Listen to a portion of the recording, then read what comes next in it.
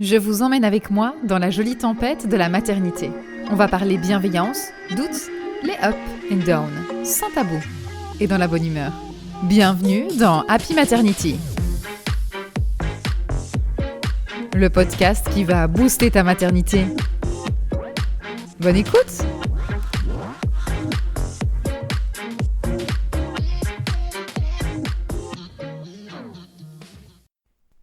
Hello les filles, je suis super heureuse de vous retrouver aujourd'hui pour mon tout premier podcast avec mon tout beau micro que vous avez pu voir sur Insta. N'hésitez pas à me faire un petit retour sur Instagram, ce que vous pensez déjà de la qualité du son, j'espère que ça vous conviendra. Alors pour ce premier podcast, j'avais envie de vous faire un retour sur vos demandes. Sur Insta, j'ai eu pas mal de demandes de faire un sujet sur pourquoi il faudrait se préparer en fait à la naissance, à quoi ça sert. C'est naturel d'accoucher, les femmes le font depuis des milliers d'années. Pourquoi est-ce qu'on passerait du temps à se préparer à quelque chose qui est physiologique et naturel? Et ça, je vais vous donner mon avis là-dessus. Avant de commencer, j'avais envie de vous rappeler un tout petit peu mon histoire. Donc à la base, j'ai eu un lien mère-enfant qui n'était pas toujours évident, j'ai su m'en sortir. Et donc je n'étais pas sûre quand on posait des questions à l'école, savoir est-ce que vous voulez des enfants? Je me disais, je sais pas très bien. Donc voilà, j'avais ce fameux doute. Et puis j'ai eu ma première petite fille par la suite quand j'ai rencontré l'homme de ma vie. Et évidemment, moi, j'avais très peur d'avoir une petite fille, sauf que lui, il voulait absolument une petite fille. On a toujours des idées comme ça, préconçues avant d'avoir un enfant, et des idées avec des fantasmes, en fait, qu'on se met, avec l'idée qu'on se fait d'avoir une petite fille et un petit garçon. Je vous raconterai dans un autre épisode comme quoi, en fait, c'est des idées qu'on se fait et qu'on a beaucoup de stéréotypes genrés, en fait, et on se rend compte souvent qu'ils explosent à notre figure, ces stéréotypes genrés. Donc en fait, un enfant reste un enfant avec sa personnalité unique. Mais ça, je vous ferai un autre podcast là-dessus. Et donc, j'ai eu ma petite fille. Donc voilà, la relation a pu se faire. Je pense que j'ai pu réparer pas mal de petites choses d'ailleurs à travers elle, dans mon lien mère-enfant, me dire qu'en fait, si, je pouvais être une chouette maman. Et puis, quelques années plus tard, on a voulu avoir un enfant. Et je suis tombée enceinte, pas tout de suite, ça a pris un petit peu de temps, mais je suis tombée enceinte. Et on a appris que c'était une petite fille. Mon mari était enchanté d'avoir une deuxième petite fille. Et puis moi, je me disais, oui, je connais une petite fille très bien. On se voyait bien qu'avec des petites filles, en fait. Et malheureusement, on a appris à l'écomorphologique, en fait, qu'elle avait des gros soucis.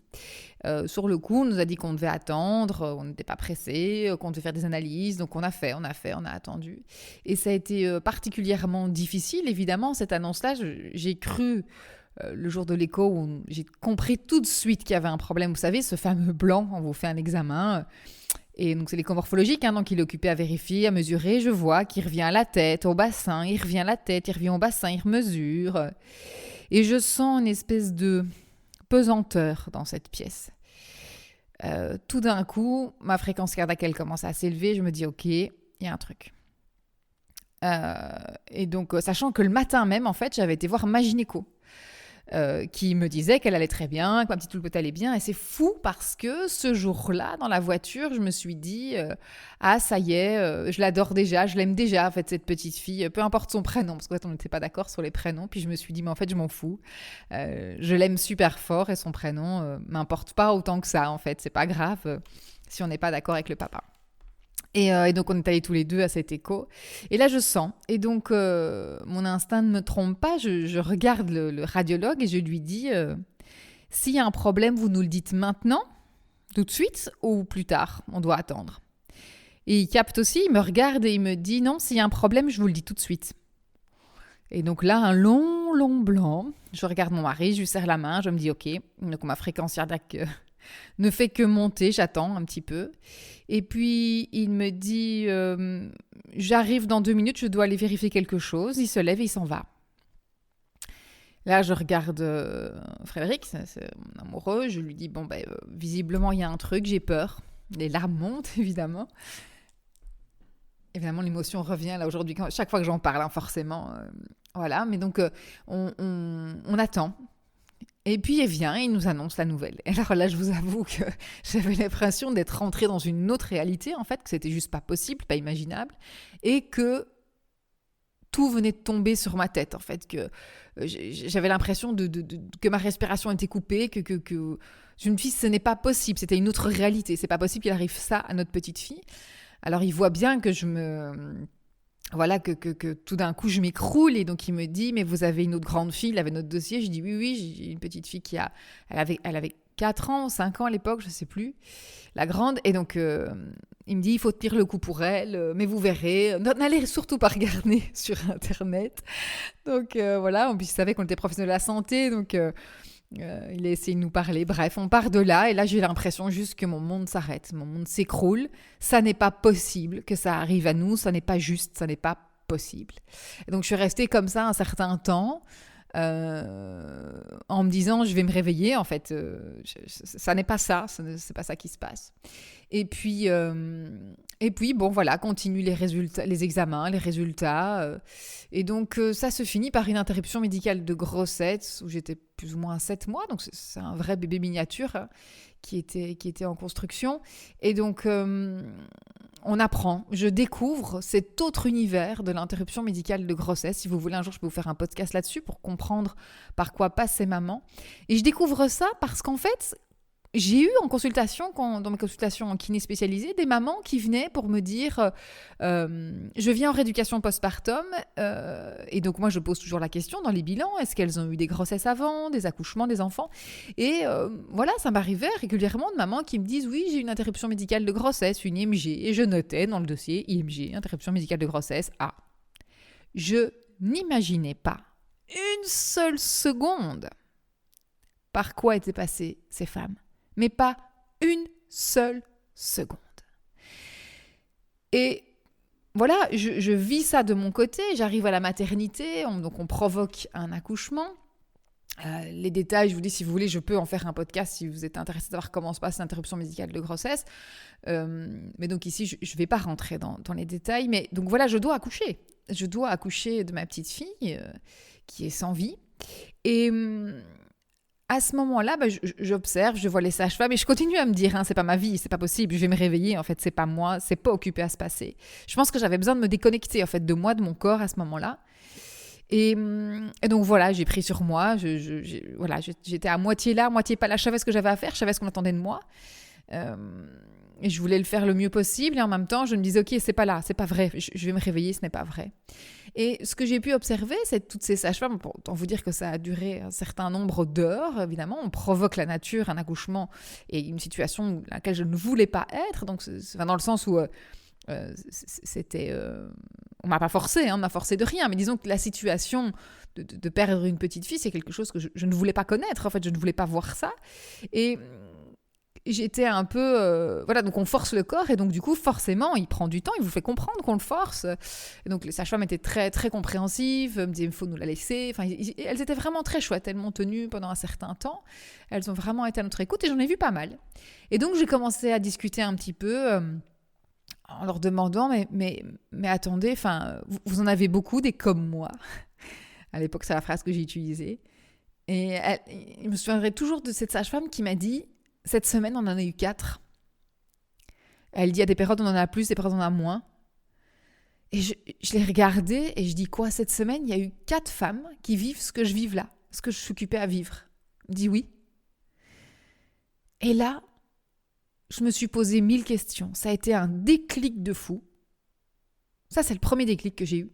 Et puis, donc j'accouche, le lendemain, on reste une nuit à l'hôpital, et le lendemain matin, je rentre à la maison où il y avait ma fille qui nous attendait, elle était gardée par des grands-parents. Et elle me voit, et donc elle me demande, maman, on a réparé petite sœur. Je dis, non, écoute, on n'a pas pu. Mais là, vous rentrez à la maison, vous avez accouché, vous êtes en postpartum, mais personne ne vous propose de rééducation périnale, abdominale. C'est un peu tabou. On vous parle de psy, ça on a vu, une psy de l'hôpital, à nous deux en couple, qui nous conseille aussi de voir chacun quelqu'un. Enfin bref, ça, c'est le suivi psychologique était pas mal, je trouve vraiment. Mais physique, il n'y a rien. C'est-à-dire qu'on ne vous dit pas, madame, allez renforcer votre périnée, vos abdos, et vous rentrez avec cet abdos et vous saignez, vous avez accouché. Donc postpartum classique, plus le deuil. Et là, je me suis dit, ok, moi je sais ce que je dois faire. Moi je sais comment retrouver mon corps, me sentir bien, renforcer mon périnée. mon deuil, ben voilà, psychologique, ça va se faire, je vais être accompagnée, mais en physique, je sais ce que j'ai à faire pour soulager mes douleurs, je connais.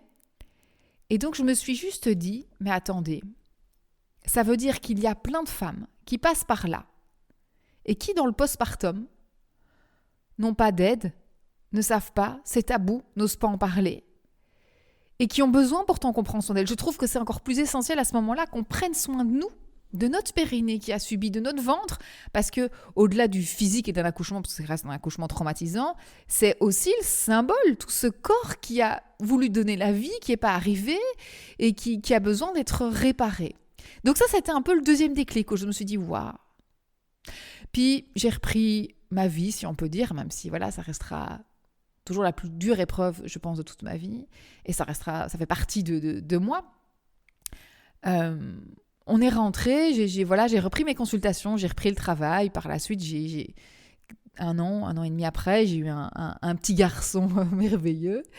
Et où, évidemment, une grossesse avec beaucoup d'angoisse, forcément. Et voilà, mais tout s'est bien passé. Et on a aujourd'hui un petit garçon qui a 2 ans et demi, qui est formidable. Et j'ai continué mes consultations en postpartum et puis je me suis rendu compte, donc j'ai des patientes qui viennent en rééducation ou en préparation à la naissance, à l'accouchement, et elles me disaient tout le temps la même chose. Oui, mais Aurélie, tu nous as super bien préparés, je me suis bien sentie à l'accouchement, j'ai compris ce qui allait m'arriver au début et tout, mais après, il n'y a plus personne en postpartum, il n'y a que toi que je viens de voir en fait.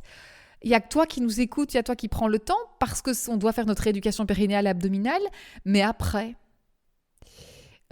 alors qu'on est si bien suivi en grossesse, en postpartum, on n'a plus rien, il n'y a pas assez. Et je les voyais chercher des solutions à gauche, à droite, sur comment reprendre le travail, comment gérer sa culpabilité. Elles ne savaient pas vers qui se tourner, comment allier l'activité physique et le postpartum, même si j'essayais de les guider. Voilà, on a un certain nombre de séances et on ne peut pas tout faire, c'est pas possible. Et là, je me suis dit, ça a été mon autre déclic. Je me suis dit, ok, go, Auré. Tu dois faire quelque chose. J'ai senti ça dans mes tripes. Il faut que tu fasses quelque chose pour toutes les femmes, pour un maximum de femmes possible, pour les aider et les soutenir dans le postpartum, que ce soit physique avec tes compétences et tes expertises, mais aussi psychique. Et donc, je me suis formée, j'ai refait un tas de choses et j'ai voulu sortir mon programme Happy Maternity, que vous connaissez sans doute si vous me suivez sur Insta. Donc voilà, ça c'est un petit peu la base de mon histoire. Je la répéterai pas à chaque podcast, évidemment. Je voulais juste vous cibler qui j'étais. Donc actuellement, je suis une maman de, je dis toujours, 3 enfants, dont une étoile. Et je vais bien. Voilà, ma mission de vie, ce qui me rend hyper heureuse dans mon travail, dans ce que je fais, c'est d'accompagner les femmes, en fait, dans cette tempête qu'on banalise tellement, la maternité. Alors, soit on la banalise, soit en fait, on vous en parle avec des choses horribles, tu vas plus dormir, on te fait des réflexions, où la mère est coupable et responsable de tout, où on vous décrit soit un truc merveilleusement merveilleux et voilà, c'est pas l'idéal non plus, soit on vous décrit des trucs horribles et donc on est avec plein d'angoisse et plein de stress pendant sa grossesse. Or, c'est pas franchement mon objectif en fait. Moi, ce dont j'ai envie, c'est que vous ayez toutes les connaissances et compétences pour vous armer, pour arriver prête et maîtriser, pas maîtriser, mais bien prendre connaissance de son corps et savoir quoi faire à quel moment. Vous sachiez l'idéal, que vous compreniez tout ce qui se passe et que vous puissiez faire vos choix en étant éclairé.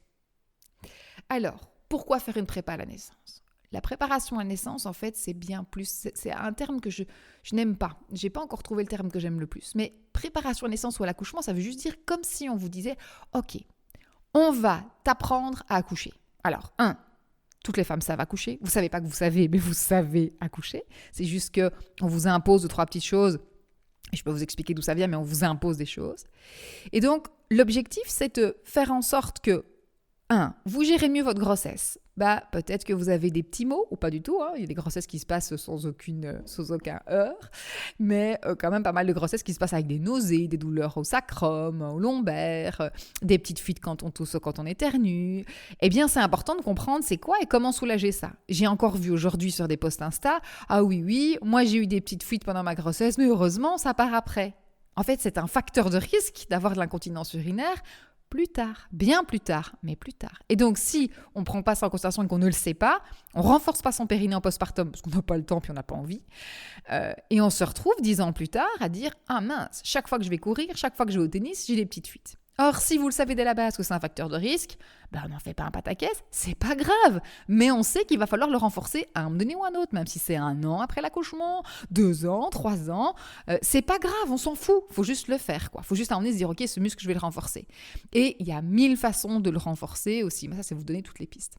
Donc, c'est comment gérer vos petits maux de la grossesse. C'est comprendre ce qui vous arrive. C'est comprendre c'est quoi un accouchement, mais sans aller dans les détails, mais juste de comprendre quelles hormones arrivent, font quoi, pourquoi on vous fait une perf, pourquoi on vous propose une césarienne à un moment donné ou pas, c'est quoi une péridurale. Enlever un peu tous ces fantasmes de peur parfois où on s'imagine des trucs de fou. Et vous dire non, en fait, c'est simplement ça qui va se passer. Et pourquoi c'est bénéfique ? Pour ça, pour ça. Et comme ça que vous compreniez, en fait, l'objectif, c'est déjà de vous réapproprier votre accouchement. Que ce soit césarienne, pas césarienne, des jumeaux, accoucher à la maison, accoucher à l'hôpital, on s'en fout. L'objectif, c'est que vous repreniez votre moment. Vous n'allez pas aller 1000 fois à l'hôpital pour une fête aussi importante que la naissance de votre enfant. Et donc, l'objectif, c'est de dire, ok, comment on va faire pour que ça reste toujours une fête quoi qu'il arrive et que je me sente, moi, respectée, bien dans mon projet, dans ce que moi j'ai envie, sur l'instant T. Et donc, c'est ça qu'on travaille. Et puis, on va travailler évidemment l'accouchement. Ça, oui, qu'est-ce que je vous apprends ? On vous apprend à pousser correctement pour éviter d'avoir trop de lésions, comprendre tout ce qui arrive pendant l'expulsion, au bébé et à vous. Donc, c'est pourquoi comprendre ? Parce que plus vous comprenez, plus vous êtes confortable, moins vous avez peur. Et on sait que la peur, en fait, elle va ralentir votre travail, diminuer les bonnes hormones. Je peux en parler dans un autre podcast. Mais du coup, ce qu'on veut, c'est que vous n'ayez plus peur, ou en tout cas le moins peur possible, que vous soyez rassurés. L'être humain est comme ça, l'inconnu, ça lui fait peur. Si vous connaissez, que vous comprenez ce qui va vous arriver, eh bien du coup, ça va favoriser un moment où vous allez détendu et vous aurez confiance en vous, en votre corps, en votre compagnon, en votre compagne, en l'équipe médicale qui est là. Vous savez ce qui va se passer et vous savez prendre les bonnes décisions parce que vous avez les bonnes infos. Et donc ça, c'est aussi un des objectifs. Et puis ensuite, c'est aussi surtout de prévenir le postpartum parce que ça, on y pense. Moi, j'ai beaucoup ça. Non, mais moi, Aurélie, j'ai pas besoin de me préparer à la naissance. Moi, ce que je veux, c'est des infos sur le postpartum. C'est l'objectif de la préparation à la naissance, en fait. Donc, on vous prépare sur votre périnée, vos abdominaux, et surtout, on vous explique ce qui va se passer en postpartum immédiat. Parce que la majorité de la difficulté, c'est en postpartum immédiat. Et c'est pas à ce moment-là que vous allez vous dire « Tiens, je vais chercher, je vais me renseigner sur… » Il faut que vous ayez les bonnes infos et surtout un lien relais, quelqu'un de confiance que vous pouvez contacter directement en postpartum parce que vous serez un petit peu noyé. Et c'est normal, on commence toute cette jolie tempête en étant un petit peu noyé. Pourquoi ? Parce qu'on a un cocktail, un shoot hormonal qui arrive, on a un bébé, c'est l'aventure. Et puis, on a du physique, on a de l'émotionnel qui se met en brinque-blanc. Bref, on découvre ce que c'est la maternité. J'en parle, vous savez, dans un des posts où je parle de J3, c'est un des reels qui a fait le plus de vues, je crois qu'on a 80 000 vues. Mais pour vous dire que le J3, on n'en parle pas assez, c'est cette fameuse chute hormonale qui fait que on ne se sent pas franchement bien. Et avant, on était à la maternité, en tout cas en Belgique. Maintenant, J3, vous êtes à la maison en fait. Et donc, vous vous retrouvez à la maison avec tout ce que ça engendre, tout ce que vous pensez devoir faire en tâche. Et puis, vous avez ce bébé à devoir gérer et cette chute hormonale qui fait que parfois, on a très envie de pleurer, on ne se sent pas bien, on a ces saignements, on se dit est-ce que c'est normal ou pas de saigner, on a des douleurs, est-ce que c'est normal ou pas, et on n'est pas équipé, on ne sait pas trop, on agit un petit peu au jour J pour soi et surtout, on a notre priorité, c'est notre enfant.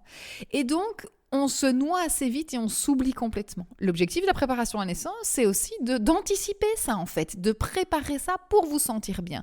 Comme ça, à un moment donné, vous allez vous dire, tiens, j'ai mal, oui, non, je sais que c'est normal. Les saignements, je sais, et en plus, je suis méga bien équipée. Je n'ai pas prévu de prendre les protège-slips de l'hôpital où ça déborde et on a l'impression d'avoir un linge.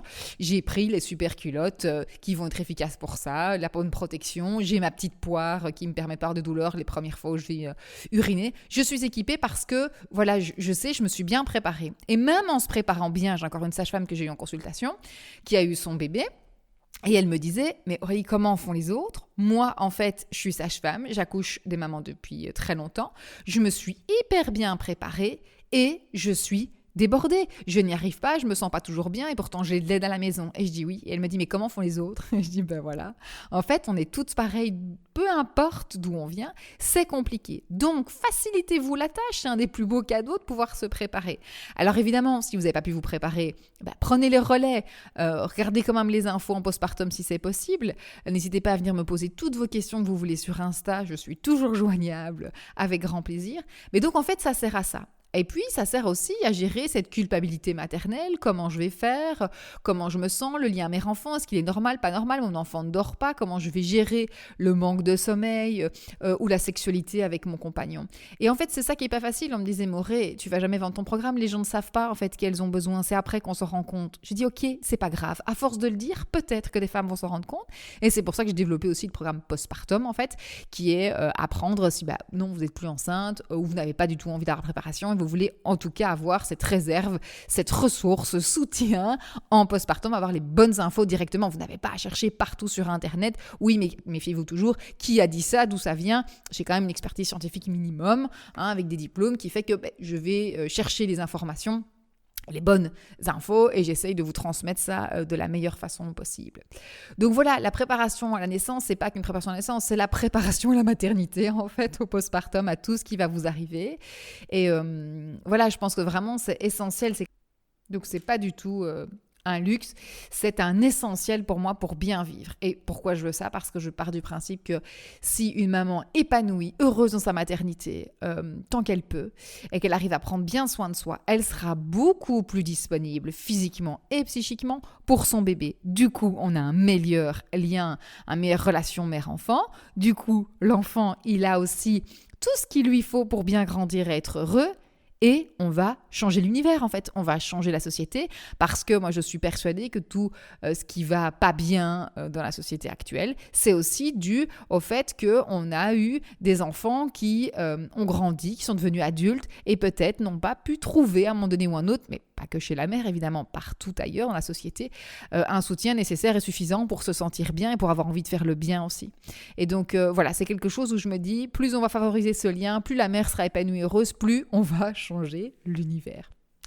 Voilà, j'espère que ce podcast vous a plu. Vous avez pu apercevoir un peu l'intérêt de faire une préparation à la naissance. Donc, il y a un intérêt physique, un intérêt psychique, un intérêt préventif sur votre corps, préventif sur vos émotions aussi, et puis un intérêt sur le moment même de savoir que vous avez un relais, que vous avez de l'aide, quelqu'un qui va être bienveillant et non jugeant. Donc c'est vraiment hyper important. Peu importe la façon dont vous allez choisir cet accompagnement ou le moment où vous allez le choisir, il n'est jamais trop tard pour se faire accompagner et choisissez quelqu'un avec qui vous avez un bon feeling, une bonne énergie, c'est aussi méga important. Faites-vous confiance, comme toujours on peut changer d'accompagnateur, mais même dans le monde médical, gynéco ou quoi, il faut quelqu'un qui soit aligné à vos valeurs en fait, à ce que vous cherchez et ça, je ferai un autre podcast là-dessus. Faites-vous confiance, écoutez votre petite voix intérieure, vos sensations. Le corps souvent transmet beaucoup de sensations quand vous êtes avec cette personne, que vous l'écoutez. Donc c'est ça va vous transmettre énormément d'informations pour savoir si c'est la personne qui vous convient ou pas. Je vous souhaite une excellente journée ou soirée en fonction de quand vous avez écouté le podcast. Surtout, venez me faire un petit retour. C'est hyper important pour moi, surtout comme c'est le premier là. Venez me faire un petit retour sur Insta, un petit message pour me dire c'était bien, c'était pas bien, qu'est-ce qui vous a plu, qu'est-ce qui vous a déplu, ce que vous auriez aimé. Voilà, n'hésitez pas, je prends toute critique. C'est ce qui nous pousse à nous améliorer et vous apporter ce que je veux en fait. Donc je vais vous apporter le meilleur. Donc n'hésitez pas à me faire un petit coucou sur sur Insta. Sur WhatsApp, c'est ceux qui sont dans le programme. Mais si vous me suivez sur Insta, faites-moi un petit coucou sur Insta pour me dire que vous avez été écouter mon podcast. Et je vous dis à très bientôt.